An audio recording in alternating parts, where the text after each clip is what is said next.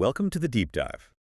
Today, we're jumping straight into the strategic playbook of a global sports giant that is, well, in the middle of a massive turnaround. A huge one. And we're not getting lost in all the financial numbers today. Our focus is really specific. Exactly.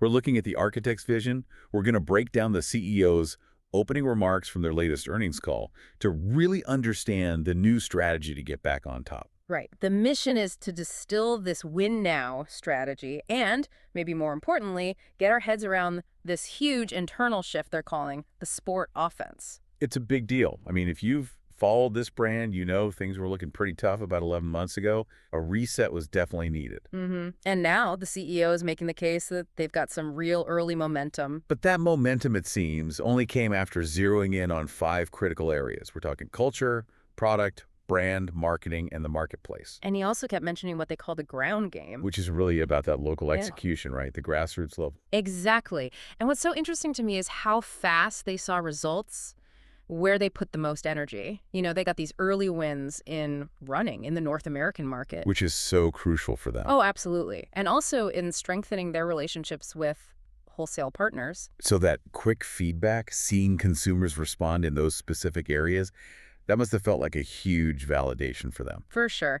But, you know, the CEO was really careful to manage expectations. He was very clear, saying something like, the journey back to greatness has only just begun. And that it wouldn't be perfectly linear. I think that's a key quote. He had to say that. Yeah. Because even with those wins, they are still facing some major hurdles. He specifically pointed to sportswear, to Greater China, and even their own Nike direct digital business. So it's a mix. A few sprints won, but the marathon is definitely still ahead.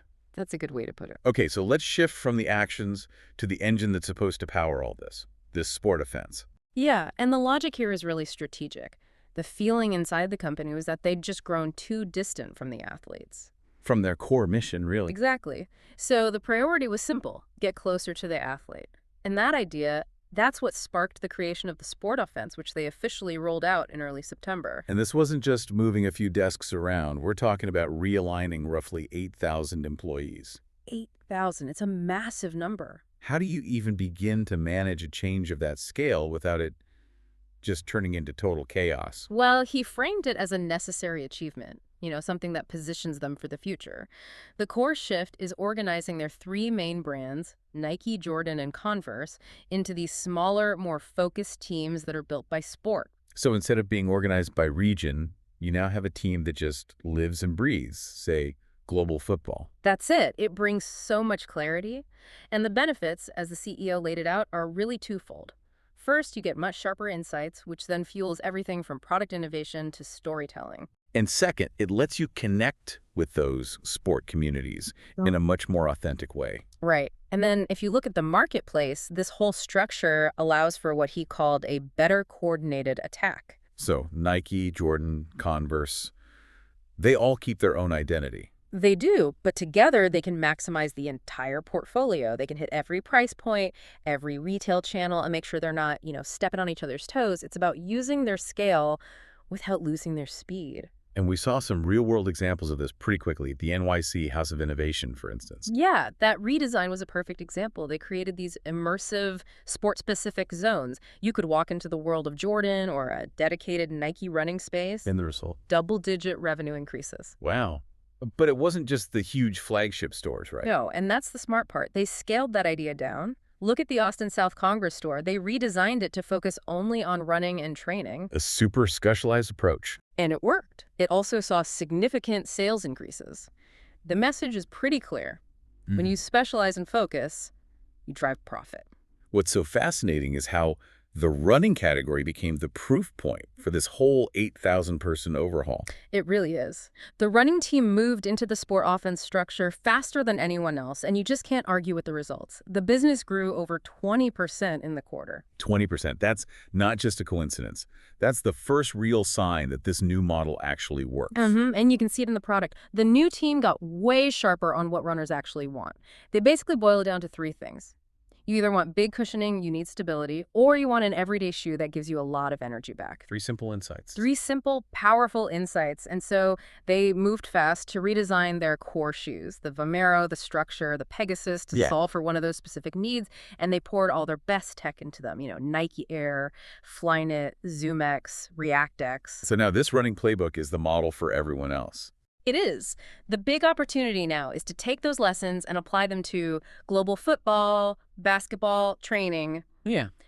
And eventually to fix that big sportswear business. And with global football, they're already thinking about the 2026 World Cup. Way ahead. They're planning to use that global stage to launch a whole new apparel innovation platform, which they'll then roll out to other sports later. It's really long-term thinking. It sounds like that same insight-driven approach. Yeah. They're even restructuring their football boots around 3 silos to match different styles of play. Just like they did with the running shoes. It's about being hyper-focused. The Phantom 6 relaunch was a success, and we'll see new Tiempos and Mercurials coming soon. The consistency is there now. But it's not just about the big traditional sports, is it? He talked about pushing into new markets. Yeah, he wants teams to take what he called design risks and be irreverent. Which brings us to Nike ACG All Conditions gear. Exactly. With more people getting active outdoors, they're really leaning into this. They even launched an elite ACG race team. And that direct feedback from elite athletes led to new tech. Right, it did. It led to Radical Air, which is the super breathable apparel, and the ACG Ultrafly Super Shoe. This is another amazing proof point for the sport offense. You mean using an elite athlete to innovate in a totally new category for them? Yes.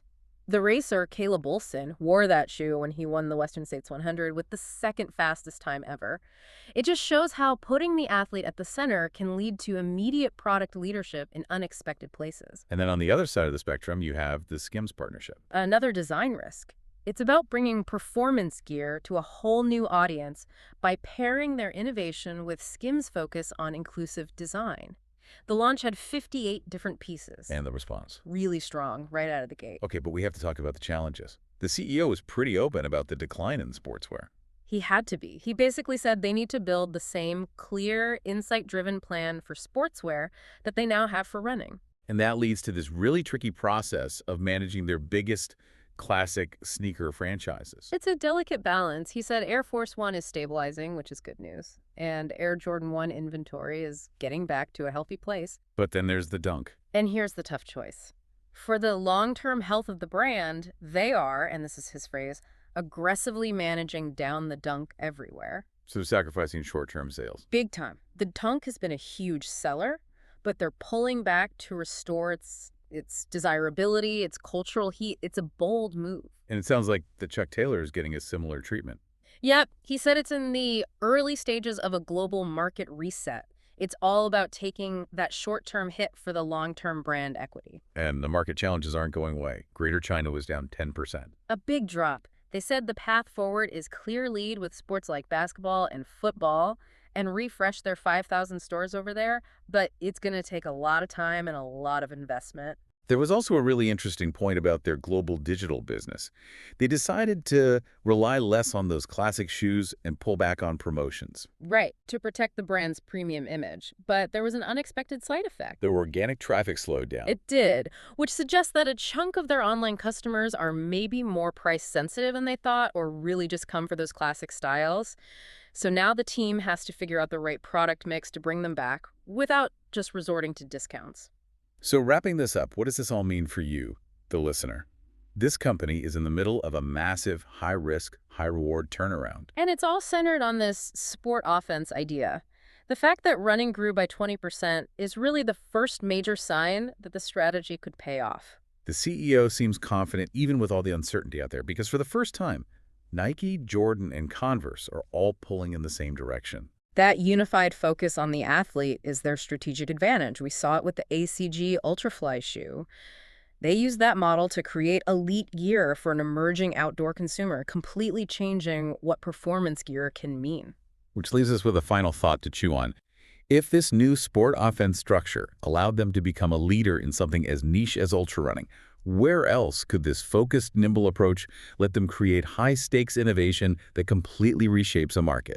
We'll leave that with you. Thanks for joining us for the deep dive. We'll catch you on the next one.